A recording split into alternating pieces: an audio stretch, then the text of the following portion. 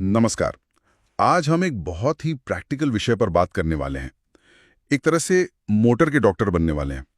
हमारे पास एक मरीज है, एक 3 फेज मोटर, और हमें ये पता लगाना है कि वो ठीक है या नहीं। हमारे पास जो जानकारी है वो बताती है कि सिर्फ 3 आसान टेस्ट से हम ये काम कर सकते हैं। बिल्कुल। ये 3 टेस्ट किसी भी 3 फेज मोटर का पूरा हेल्थ चेकअप करने जैसे हैं। ठीक है, तो चलिए शुरू करते हैं।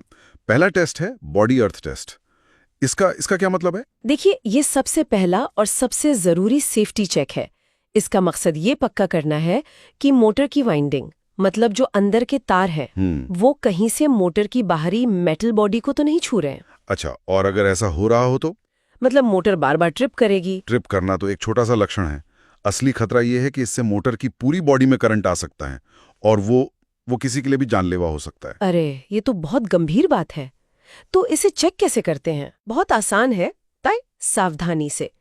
पहले ये पक्का करें कि मोटर किसी भी पावर सोर्स से जुड़ी न हो। ठीक है। फिर मल्टीमीटर को बजर या कंटिन्यूटी मोड पर सेट करें।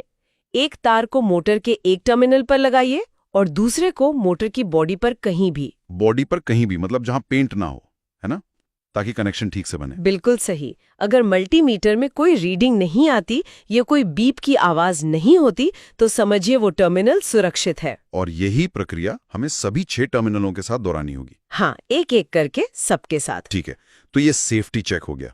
अब दूसरा कदम, वाइंडिंग कंटिन्यूटी टेस्ट। हाँ, अब हम मोटर के अंदर झांक रहे हैं।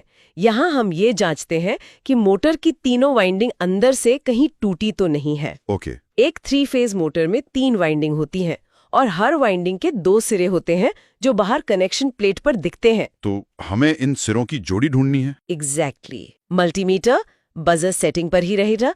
एक टर्मिनल पे प्रोब रखकर हमें उसका सही जोड़ीदार टर्मिनल ढूंढना है। अच्छा, तो मतलब एक वाइंडिंग का सिरा सिर्फ अपने दूसरे सिरे के साथ ही बीप करेगा। हाँ, और अगर वो किसी दूसरी वाइंडिंग के सिरे के साथ बीप कर दे तो इसका मतलब है कि वाइंडिंग्स अंदर से शॉर्ट हो गई हैं। मतलब आपस में चिपक गई हैं। बिल्कुल, और वो एक बड़ी खराबी है। समझ गया।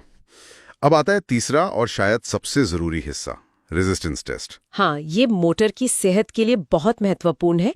इससे आप मोटर का ब्लड प्रेशर चेक करना कह सकते हैं। अच्छा, तो इसमें हमें क्या देखना होता है? हम मल्टीमीटर को रेजिस्टेंस मतलब ओहम मोड पर सेट करते हैं और तीनों वाइंडिंग का अलग अलग रेजिस्टेंस मापते हैं। और यहाँ पर सबसे जरूरी बात क्या है? सबसे जरूरी बात यह है कि तीनों वाइंडिंग का रेजिस्टेंस लगभग एक जैसा होना चाहिए। लगभग एक जैसा मतलब अगर थोड़ा बहुत अंतर हो तो चलेगा। जैसे हमारे सोर्स में रीडिंग 3.7, 3.3 और 3.3 ओहम है। हाँ, इतना अंतर चल जाता है, ऐसे बैलेंस्ड माना जाएगा। लेकिन सोचिए, अगर एक का 3.5 ओम हो और दूसरे का 2.4 ओम, तो वो अनबैलेंस्ड हो गया। सही पकड़ा। इसका मतलब है कि मोटर अपनी पूरी ताकत से काम नहीं करेगी।